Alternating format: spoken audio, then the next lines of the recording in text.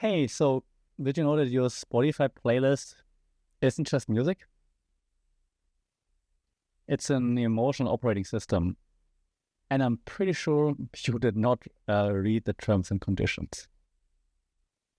If you're into music, tech a little bit, you might think you know what DRM stands for, digital rights management. And you thought it's about stopping piracy. That's why it was implemented, and that's why we, can download our songs and own them. But I'm telling you now, it's about something else. It's about locking down your feelings.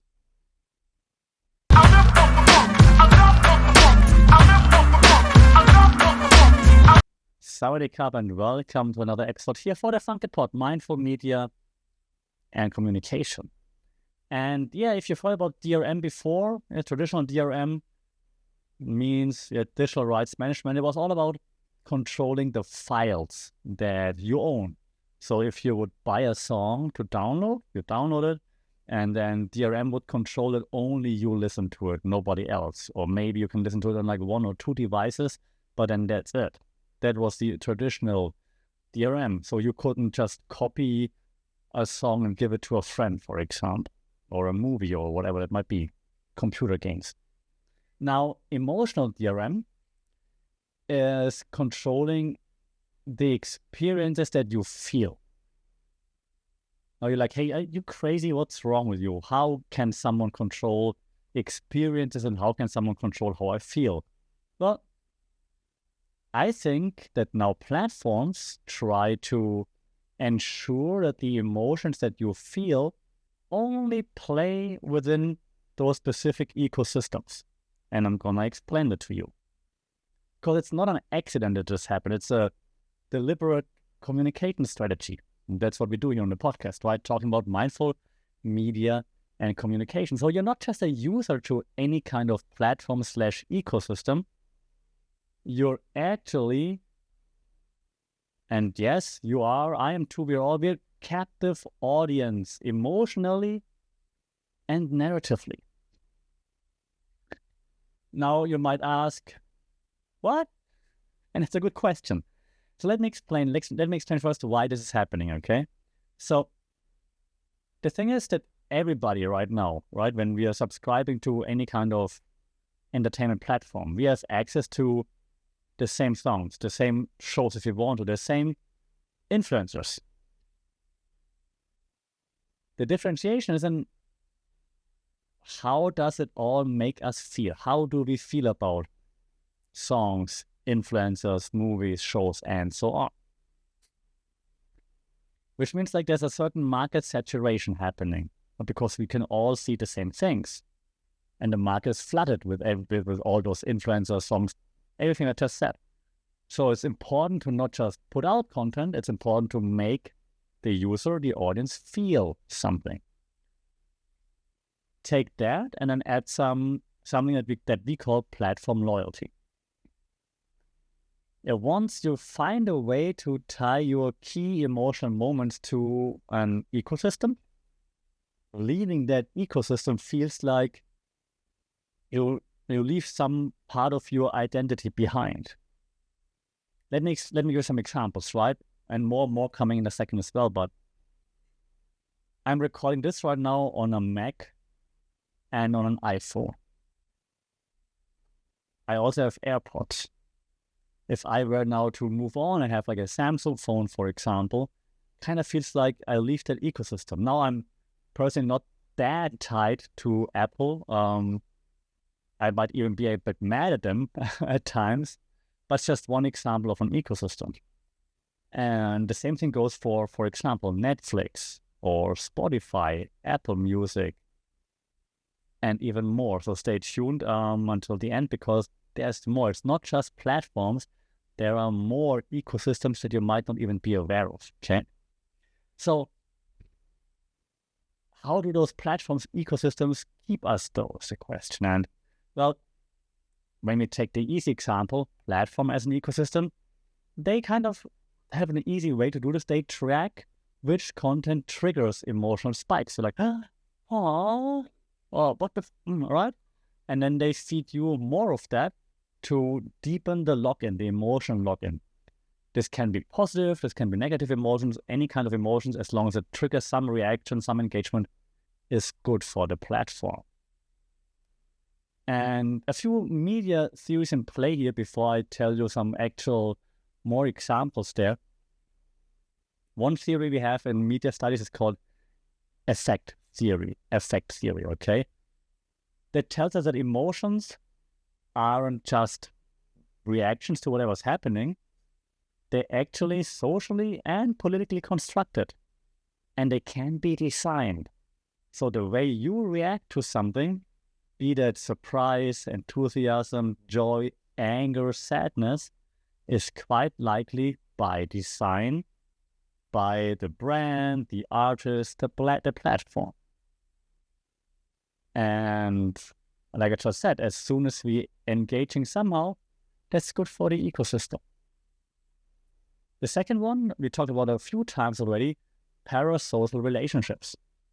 Yeah, parasocial relationships, as you might remember, are one-sided emotional relationships with creators or brands that mimic friendship and deepen loyalty, but without reciprocity. So we're feeling like we're getting closer to a creator, to a brand, like Apple, without anything in return.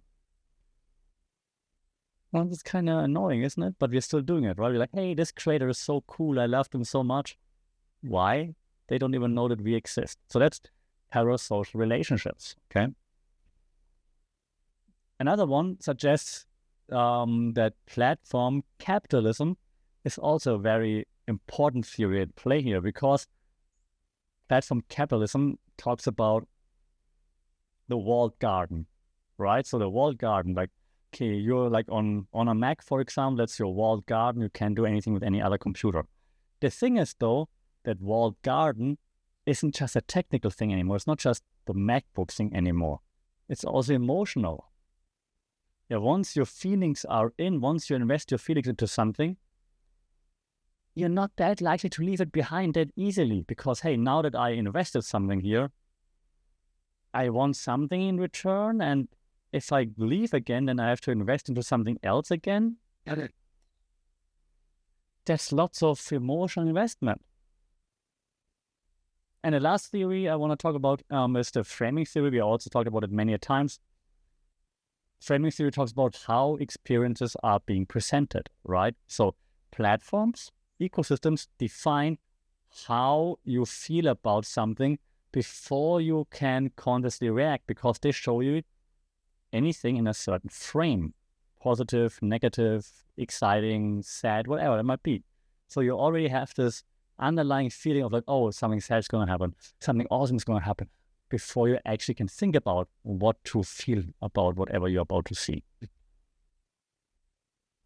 And so you can see from what I just said, everything is basically being constructed. All our reactions are being planned for. And now let me give you some examples that I mentioned earlier, right? Number one, I stick with Apple for a moment. That shot on iPhone thing that they had for a long time, right? Apple isn't selling a phone. They're selling your best moments. They're so much fun captured on their ecosystem. So it never shows you like, hey, that many pixels, whatever, that processor. It's just like, look at all those fun moments that you can just easily shoot on your iPhone. It's so cool, so much fun. Yeah, pulling on the emotional strings. Now you're going to hate me. Don't unsubscribe. Swifties. Taylor Swift Swifties. That's emotional exclusivity. The inside jokes, Easter eggs, all the errors that you know, that only make sense if you're part of the Taylor Swift Swiftie in-group.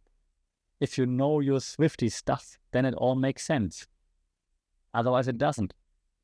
That's on purpose. Same thing goes for the Blink fandom or whatnot, right? Any K-pop fandom, any fandom, but K-pop is an easy example right now. Yeah? It's coordinated fan projects that create a sense of like belonging, a mission. And that belonging requires you to stay in that ecosystem, to be part of it, to be part of that in-group. Because if you're not, then you're the out-group and then no one cares about you, but you want to be part of that emotional investment, so we're not leaving. And maybe not my favorite, but the one that I think understand even more, better than fandom, because I'm not the biggest fan of anything, maybe, I guess. Political nostalgia campaigns. Make America great again. Or take back control. You know the campaigns, right? What do? They work by creating an emotional past that never really existed. And then they gatekeep their return. And Make America Great Again. When, the 30s, the 40s, 1920s? When was America that? And I'm not hating on America, just taking the example, all right? Because generally speaking, most of our countries are doing better now than they did 100 years ago. So what you're talking about, making it great again. But you're thinking like, okay, in my head, back in the day, everything was great because we didn't think about the sorrows we might have now. And if you think retrospectively, you don't think about the bad things, you think about the good things. So it's, oh yeah, back then it was so good. Oh yeah, nice. And then once they have you there, they gatekeep that return. They don't allow us, they don't highlight to think about the bad stuff that happened. And it's like, see, back then everything was better. Let's get back there. Again, not hating on specific countries, just saying that's how it usually works. So that leads me to playbook. Barney Stinson, that's playbook. 4 steps in the playbook to make that all work. First, the script playing in my head. First, you identify emotional high points, concerts, key life moments, fandom events. Once you have those high points, 2, you own the context where they happened. Did they happen in the 80s? Good old times. Make America great again. Once you own the context, number 3, you build technical and cultural friction so you can't move those feelings elsewhere. So that's us. We own that. Like, we own the past of America, for example. Okay, so that's us. If you think great America, you think about us right now, for example. Okay, and then number 4, you reinforce all those feelings through rituals, merch drops, MAGA heads, algorithm, like, for example, social platforms on this day, reminders, right? Anniversary content and whatnot. Okay, so that's how you run this. Okay, that's how you keep the audience in your ecosystem. And the implications that coming from that, from my point of view, are that leads to emotional exclusivity, meaning certain experiences, they're only valid if they happen in a given space. So your festival picks, they're not really real unless they're on IG, hashtag, or tagged with like this festival. Or you're talking about behavioral predictability, right? So locking emotions into a platform makes your reactions like more forecastable. So a word in English, forecast, because forecast, right? And you can monetize it better. That's what I'm trying to say.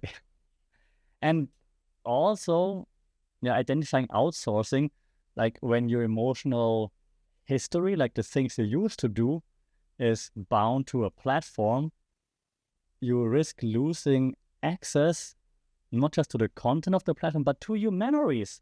And who wants to lose their own memories, right? That's why we're sticking to the ecosystem. So quick takeaways here after like 15 minutes of platform ecosystem talk. Well, do I want to say that's how we do it? No, I say that's how platforms do it, because we have ethics, we wouldn't do it. But platforms usually do that. Right? They go with like emotional UX design. You can see that on all the platforms now. Platforms intentionally map the emotional journey, and they connected to brand touch points. UX design means user experience. Okay, so emotional user experience design. So if you're using an app, anything, you're in an ecosystem, you're on the Taylor Swift merch site, whatever that might be, there will be emotional touch points that overlap with the brand, clearly. We can also look into like the soft power part of it. Hey, in another buzzword, soft power versus the sentiment. The emotion lock-ins that we discussed earlier, they work across everything. Entertainment, politics, I must say even religion, and I mean consumer brands anyway. So yeah, soft power. I don't want to say it's being used, but it is being used to manipulate us, and to the sentiment is basically manipulated so that we feel like we're connecting to a brand, to a fandom and whatnot. And the last thing, the escalation risk, that to maintain loyalty, platforms, they have to constantly amplify emotional stakes because everyone is doing it. So I need to find a way as a platform to get your emotions, stake more emotional investment into my platform, my ecosystem.